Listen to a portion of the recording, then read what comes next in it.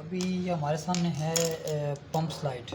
ठीक है, ये पंप है, मेन इसके पंप है। इसके ऊपर इंजेक्टर की स्लाइड लगती है जिससे इसके अंदर जो मेडिसिन इंजेक्ट होता है वो यहाँ से जाता है।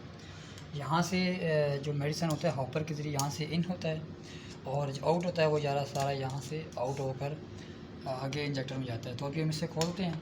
खोल के जो स्लाइड की एक्चुअल फिटिंग होती है, इसमें क्या होता है कि यहाँ से भी अक्सर मेडिसिन जो है ना वो बाहर गिरता है और यहाँ से भी अक्सर मेडिसिन बाहर गिरता है।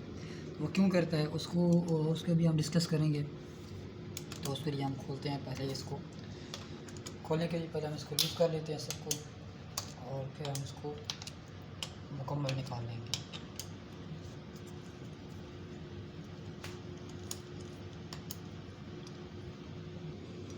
सारे स्क्रू को मैंने लूज़ कर लिया, खोल लिया। खोल के मैं इसको पूरी स्लाइड को ऊपर वाली को उठा लेता हूँ। ऊपर वाली स्लाइड भी कुछ इसके ऊपर से ऐसी होती है, ये इसके आर पर होते हैं ये सुराख, ये जो 8 सुराख लगे हुए हैं ये इसके आर पर होते हैं। तो इसको हम साइड पे रख लेते हैं। ठीक है, अब इसके अंदर ये स्लाइड होती है जो मूव होती है। ठीक है, ये मूव होती है और ये ऐसी होती है। यहाँ पे दिखा ना, ये इसको रखूँ अंदर से।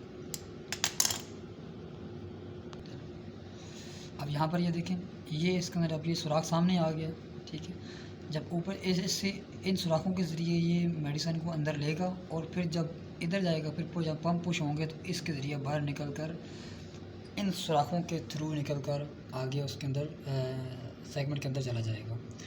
तो मेन जो इसके अंदर वर्किंग होता है, टाइमिंग होती है, वो सारी इसकी टाइमिंग होती है। इसकी टाइमिंग एडजस्ट करनी होती है। इसको हम जैसे उतार लेते हैं, यहाँ पर देखते हैं कि आप यहाँ से जो बड़े वाले होल हैं जो इनलेट हैं, जो छोटे वाले हैं वो आउटलेट हैं। साइडों में ये स्पोर्टर होते हैं। अक्सर इन स्पोर्टर के दरमियान में यहाँ पर गैप आ जाता है, यहाँ पर। ठीक है, यहाँ पर अगर गैप आ जाए तो उसकी वजह से फिर यहाँ पर मेडिसिन जो है वो इन जगहों से बाहर आने लग पड़ता है। इन जगहों से मेडिसिन बाहर आता है। एक वजह ये हो सकती है। दूसरी वजह ये हो सकती है कि ये जो पंप हैं, इन पंपों के अंदर जो सीलें हैं वो लीक हों तो वो फिर मेडिसिन को यहाँ से बाहर पुश कर देती हैं। हम उसको भी देख लेंगे, इसको भी देख लेते हैं। तो फिलहाल हम स्लाइड को उठा लेते हैं। यहाँ पर स्लाइड को उठा लिया हमने, ये भी हमारा है। अभी हम इसको भी खोल लेते हैं। तो खोलने के लिए हम पंपों को इसके यहाँ पर ये साइड पे 5 स्क्रू लगे होते हैं।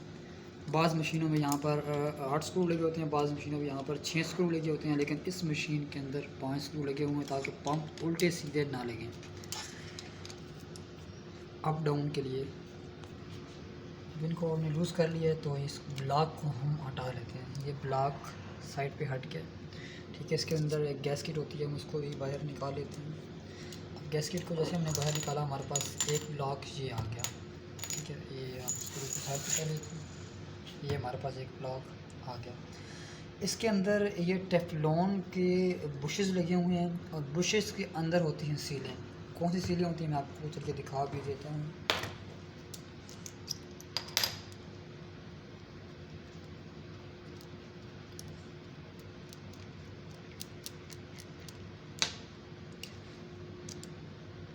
इसके अंदर से साइड पे आपको ब्लैक नज़र आ रही है सील, वो इसके अंदर सील होती है। इसलिए हमें वेल्डिंग रॉड से एक नोकीली धार सी बनाई हुई है बैंड करके, और उसके ज़रिए हम इसे सील निकालेंगे। ये सील थोड़ी निकलती भी मुश्किल है और डलती भी थोड़ी सी मुश्किल है। तो बाज़ औक़ात निकालते इसको सील को निकालते वक्त या डालते वक्त ये सील डैमेज भी हो जाती है।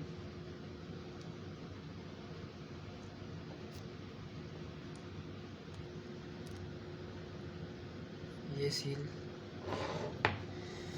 ये एक छोटी सी माइनर सी सील होती है इसके अंदर, ये वाली सील। और ये एक नहीं, इसके अंदर 2 सीलें होती हैं। एक इस साइड पे होती है और एक साइड पे आपको ब्लैक नज़र आ रहा है रिंग, ये इसको ओ रिंग सील बोलते हैं। ये ओ रिंग सील होती है, इसके अंदर 2 सीलें होती हैं। तो पंप को ज़्यादा यहाँ पर स्टक भी नहीं होना चाहिए, फंसा हुआ भी नहीं होना चाहिए। उसकी मूवमेंट जो है ना वो थोड़ी सी नॉर्मल हो, जिस तरह इसकी मूवमेंट नॉर्मल है अभी। ठीक है, ज़्यादा नॉर्मल भी नहीं होनी चाहिए। अब इसकी देखें ये फंस गया है।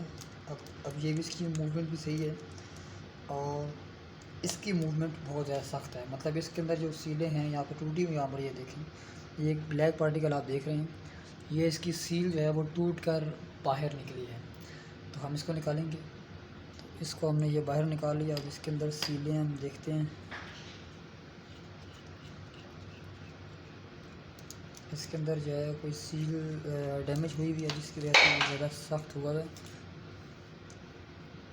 बल्कि इसके अंदर सील टूट के यहाँ पर देख सकते हैं आप कि इसके अंदर सील है ही नहीं। यहाँ पर देख सकते हैं इसके अंदर सील टूट के निकल चुकी है, क्रश होकर निकल चुकी है।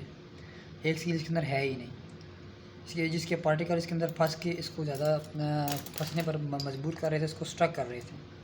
देखें इसको, ये स्टक हो रही है बहुत ज़्यादा। फिर ज़्यादा स्टक भी नहीं होना चाहिए और ज़्यादा फ्री भी नहीं होना चाहिए। इसको स्मूथ वर्क करना चाहिए इस तरह। हम देखें इस तरह इसको स्मूथ वर्क करना चाहिए। और दूसरा नंबर पर यहाँ पर चेक करना चाहिए, यहाँ पे से जब हम इसको वापस लेते हैं यहाँ पर वैक्यूम बनना चाहिए।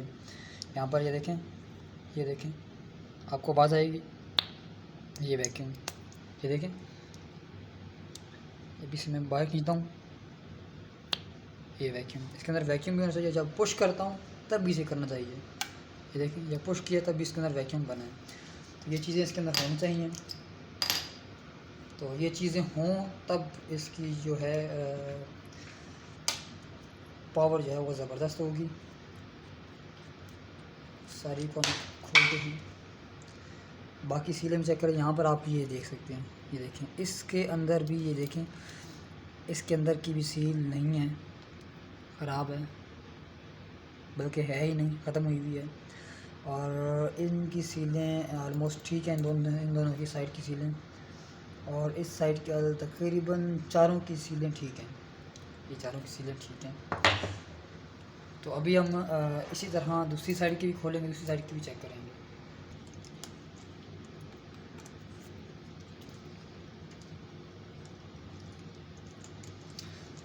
इसको जब फिट करेंगे, फिट करते वक्त इसका अप डाउन का सिर्फ ध्यान रखना है, गलत तो लग ही नहीं सकती है, तो लगेगी सीधी ही,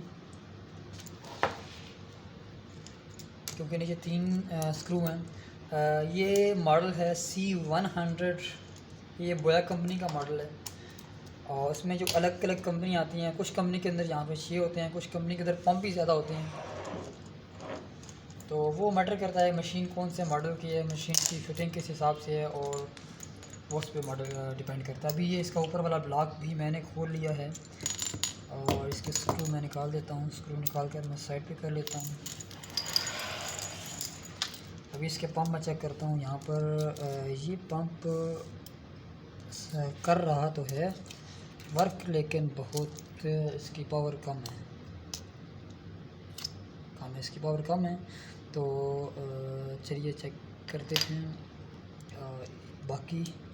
बाकियों की भी यहाँ पर इसकी भी है, लेकिन कम है, ठीक है। और इसके अलावा इसकी भी है, लेकिन कम है। इसकी सही है, इसकी सही है। तो अभी इनकी सीलें भी हम चेक कर लेते हैं।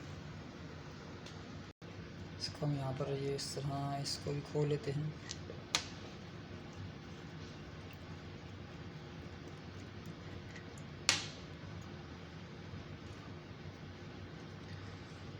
जब इसकी फिटिंग करनी हो तो कोशिश करें जो इसकी चूड़ी है ये सारी साफ़ हो और इसको थोड़ी बहुत टेफलॉन टेप दी हुई हो। अब इसकी सीलें देखने में बज़ाहिर तो ठीक लग रही हैं, लेकिन कमज़ोर हो चुकी हैं। इनको दोबारा रिप्लेस करना होगा, इन सभी को हम रिप्लेस कर देंगे। और ये हमारा मेन जो है ना, मेन ब्लॉक होता है। इस ब्लॉक के अंदर यहाँ पर आप देख सकते हैं कि 8 सुराख यहाँ पर हैं। इनके अलावा ये तो स्क्रू के हैं, इनके अलावा यहाँ पर 8 सुराख हैं। 8 सुराखों में से ये जो पंप, ये जो मेन बड़ा होल है, इसके अंदर पंप जब जाता है, ठीक है, जब वापस आता है तो ये बड़े सुराख से इस मेडिसिन को लेता है और फिर जब दोबारा अंदर जाता है तो पुश करता है, तो यहाँ से इस सुराख से पुश होकर यहाँ पर मेडिसिन आ जाता है, इस सुराख में, इस छोटे सुराख में। ये छोटा सुराख इस छोटे सुराख के साथ कनेक्ट होता है और ये बड़ा सुराख इस बड़े सुराख के साथ कनेक्ट होता है, ये आपस में कनेक्टेड होते हैं। ये ब्लॉक इस तरह कुछ वर्क करता है। और ये जो इसके अंदर लगा हुआ है ये ल्यूब्रिकेशन के लिए लगा होता है। ये यहाँ से लेकर इस सुराख से करता है, और कुछ के अंदर यहाँ पर कॉर्नर पे एक और सुराख भी लगा होता है स्लाइड के लिए, ताकि ये इसका मेन मकसद होता है कि स्लाइड को ल्यूब्रिकेट रखे। ये ल्यूब्रिकेटर है, तो ये ल्यूब्रिकेशन के लिए वर्क करता है। तो नीचे से कुछ इस तरह ब्लॉक है, बाकी साइडों से प्लेन है। तो ये हमारे कुछ पार्ट्स हैं। यहाँ पर हमारे पंप, यहाँ पर हमारे पंप हैं।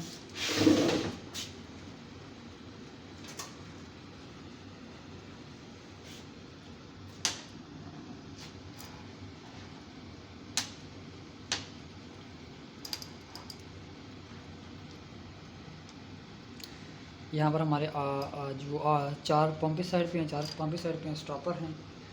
और ये हमारा मेन ब्लॉक है। और ये हमारा मूवमेंट जो ब्लॉक होता है, इसके अंदर मूवमेंट होती है। पिस्टन का गिलास जिसे भी हम कह सकते हैं, ये पिस्टन और ये पिस्टन का गिलास है, हम इसे कह सकते हैं। ये पिस्टन के गिलास है और इसके अंदर जो ये और रिंग्स हैं, ये और रिंग है, इसे हम पिस्टन की रिंगें भी कह सकते हैं। और इसके अलावा ये हमारे स्लाइड के सपोर्टर हैं, जो स्लाइड की साइडों में सपोर्ट देते हैं। और ये हमारा मेन स्लाइडर है जिसकी टाइमिंग होती है। और ये हमारा आउटलेट स्लाइड है, ये मेरी आउटलेट स्लाइड है। और उसके अलावा ये हमारे बीच में एज अ गैस्केट ये चीज़ें हमारी यूज़ होती हैं। ये एज अ गैस्केट यहाँ पर इसके ऊपर लगती है। ये भी मैनुअली हाथ से बनाई गई हैं, तो ये काम करती हैं, लेकिन अगर प्रॉपर वे में बनाई हों तो बेहतर होगा। इससे अगर ओरिजिनल सीले मैं आपको दिखाऊं तो ओरिजिनल सीले यहाँ पर इसकी ये बनी हुई है, ये इसकी ओरिजिनल सीलें थी, लेकिन यहाँ पर कट लग गए थे, तो यहाँ पर थोड़ी सी वो ख़राब हो गई थी, तो फिर दोबारा बनाई गई थी मैनुअल तरीके से, हाथ से, मतलब कैंची के ज़रिए। तो फिर यहाँ पर इस तरह बनी थी। काम करती हैं, एज आ गैस्केट यूज़ करना है, गैस्केट एज आ गैस्केट काम करती है, लेकिन प्रॉपर बेहतर यही होगा कि इस ही शेप में एक्यूरेट सेल्स में बनाई जाए, तो वो सबसे बेस्ट होगा। तो ये हमारे कुछ पार्ट्स हैं, हम इसकी सर्विस करेंगे, इसके जो हैं ये चेंज करेंगे, इसके हम इसकी रिंग चेंज करेंगे, रिंग चेंज करके तो फिर हम इसको दोबारा से फिट करेंगे, फिर आपको दिखाएंगे।